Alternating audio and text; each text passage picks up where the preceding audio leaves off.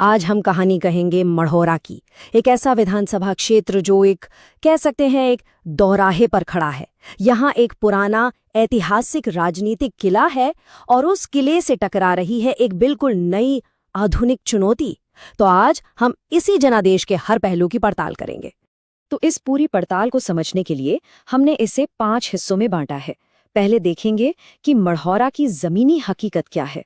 फिर 2025 के जो चुनावी नतीजे आए उसकी पहेली को सुलझाने की कोशिश करेंगे। उसके बाद इस फैसले के पीछे की असली वजह क्या थी उनका विश्लेषण होगा।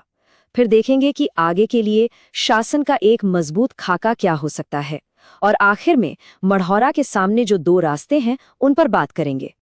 देखिए, किसी भी जगह की सियासत को समझना होना तो शुरुआत हमेशा वहां के लोगों से, वहां की जमीन से करनी पड़ती है। तो चलिए सबसे पहले मढ़ौरा की नब्ज को ही पकड़ते हैं। तो मढ़ौरा है कहा, ये बिहार के सारण जिले में है, लेकिन इसे सिर्फ एक विधानसभा क्षेत्र समझना वो गलती होगी।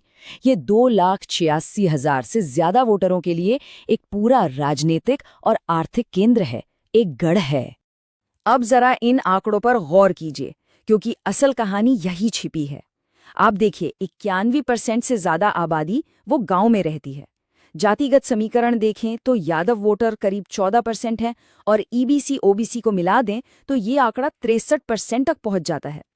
लेकिन इन सब नंबरों के पीछे एक बहुत गहरा जख्म है, एक ऐसा जख्म जो आज भी रीस रहा है। 1997 से बंद पड़ी मढ़ौरा की चीनी मिल। और ये जो दर्द है ना, ये सिर्फ पुरानी पीढ़ी का नहीं है। आज के नौजवानों में एक गहरा गुस्सा है, एक छले जाने का एहसास है। उनकी शिकायत है, उनका आरोप है कि जो वेबटेक डीजल लोकोमोटिव फैक्ट्री है वहां स्थानीय लड़कों को काम नहीं मिलता, बाहर के लोगों को नौकरियां दे दी जाती हैं। और यकीन मानिए, यही वो गुस्सा है, यही वो भावना है जो मढ़ौरा की सियासत की हवा का रुख तय कर रही है। चलिए अब आते हैं 2025 के चुनावी नतीजों पर। और ये नतीजे बड़े दिलचस्प हैं। इसने सबको चौंका दिया, क्योंकि ये कहानी एक तरफ तो एक तरफा जीत की है, लेकिन दूसरी ही तरफ एक ऐसी राजनीतिक हलचल की है जिसकी किसी ने कल्पना भी नहीं की थी। अगर आप सिर्फ ऊपर ऊपर से देखें तो कहानी बहुत सीधी लगती है।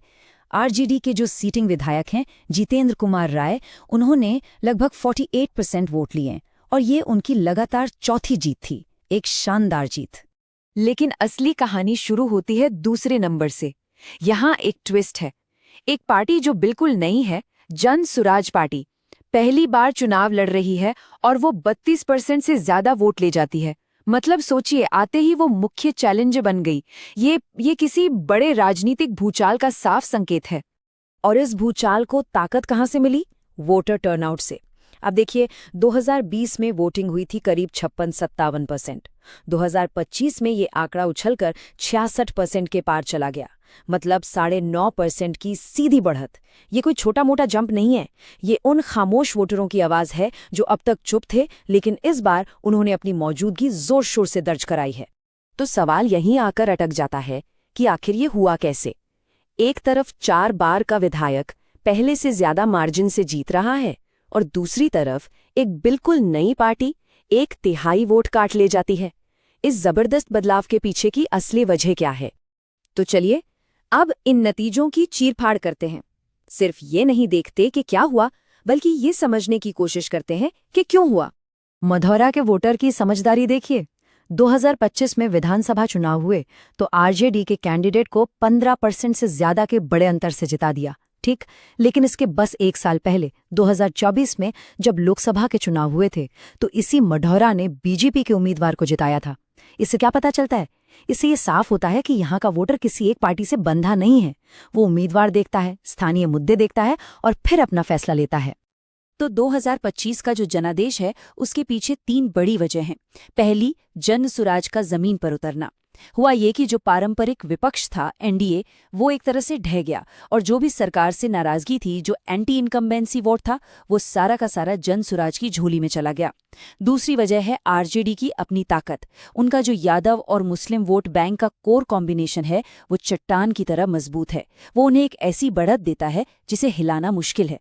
और तीसरी और शायद सबसे बड़ी वजह वो है आर्थिक बदहाली। बंद पड़ी मिलें, नौकरियों की कमी, इस गहरे दर्द ने ही लोगों को एक नए विकल्प की तरफ देखने को मजबूर किया। देखिए, लोकतंत्र में अपनी बात रखना, अपनी आवाज उठाना, ये सिर्फ हक नहीं, एक जिम्मेदारी भी है। और ये जिम्मेदारी तब और बढ़ जाती है जब नई पार्टियां सामने आती हैं, जब वोटर नए विकल्प चुनते हैं। जरूरी है कि ये फैसले हवा हवाई ना हो, बल्कि किसी भी इलाके की जो असली चुनौतियां हैं, जो असल मुद्दे हैं, जैसे रोजगार, स्वास्थ्य, शिक्षा, उनकी गहरी समझ पर टिके हों। तो विश्लेषण तो हो गया। अब सवाल ये है कि आगे क्या? अगर 2030 का चुनाव जीतना है, जनता का भरोसा वापस हासिल करना है, तो रास्ता क्या है? एक ऐसी रणनीति क्या हो सकती है जो इन सभी चुनौतियों का जवाब दे सके? तो रणनीति का पहला फेज होगा नींव को मजबूत करना। इसमें 3 बड़े कदम उठाने होंगे। पहला, स्थानीय नौजवानों को नौकरी मिले, इसके लिए एक इंडस्ट्रियल एडवोकेसी टास्क फोर्स बनानी होगी। दूसरा, जो बंद चीनी मिल का मुद्दा है, उसे एक नई दिशा देने के लिए मढ़ौरा किसान संकल्प जैसा कोई अभियान शुरू करना होगा। और तीसरा, हर पंचायत में जनता दरबार लगाना होगा। इससे सीधी जवाबदेही तय होगी और विधायक की छवि एक ऐसे नेता की बनेगी जिससे लोग आसानी से मिल सकते हैं। अब आते हैं दूसरे फेज पर। यहाँ फोकस होगा अपनी बात को नए तरीके से रखने और नौजवानों को अपने साथ जोड़ने पर।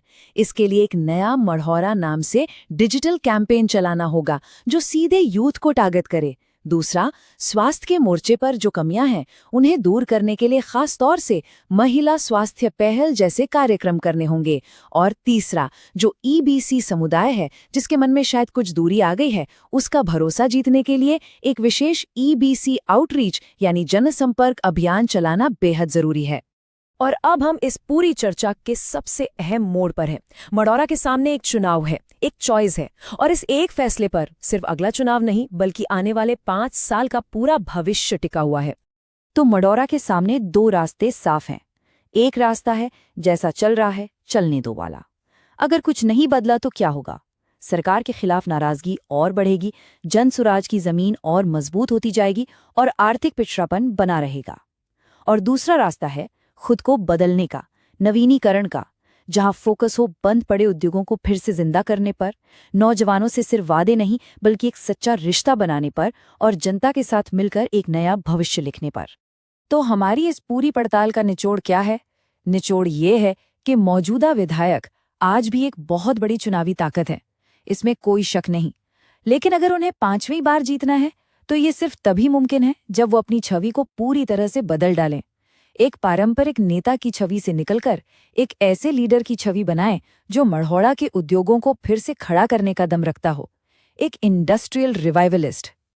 आजकल राजनीति में वोटरों तक पहुंचने के लिए डेटा का इस्तेमाल बहुत बढ़ गया है। ये जरूरी भी है, लेकिन इसके साथ एक बड़ी जिम्मेदारी भी आती है, लोगों की निजता, उनकी प्राइवेसी का सम्मान करने की। भारत का जो नया डीपीडीपी कानून है वो इसी बात पर जोर देता है कि आप किसी का डेटा लें तो उसकी सहमति से लें और सिर्फ उसी काम के लिए इस्तेमाल करें जिसके लिए लिया गया है। तभी जनता और नेता के बीच का रिश्ता शक का नहीं, विश्वास का बनेगा। और आखिर में ये हमें एक बड़े सवाल पर लाके छोड़ देता है। क्या एक ऐसी राजनीतिक मशीन जो दशकों की, पीढ़ियों की परंपराओं पर बनी है, क्या वो आज के नौजवानों की उम्मीदों और उनके सपनों की इस नई लड़ाई को लड़ने के लिए खुद को बदल पाएगी? मढ़ौरा का कल इसी सवाल के जवाब में छिपा है। अगर आप एक जन केंद्रित नेता बनना चाहते हैं और अपने निर्वाचन क्षेत्र का उत्थान करना चाहते हैं तो blueprintstrategies.ai से mgr@blueprintstrategies.ai पर संपर्क करें या 080-42041-602 पर कॉल करें। राजनीति से परे एक उद्देश्य।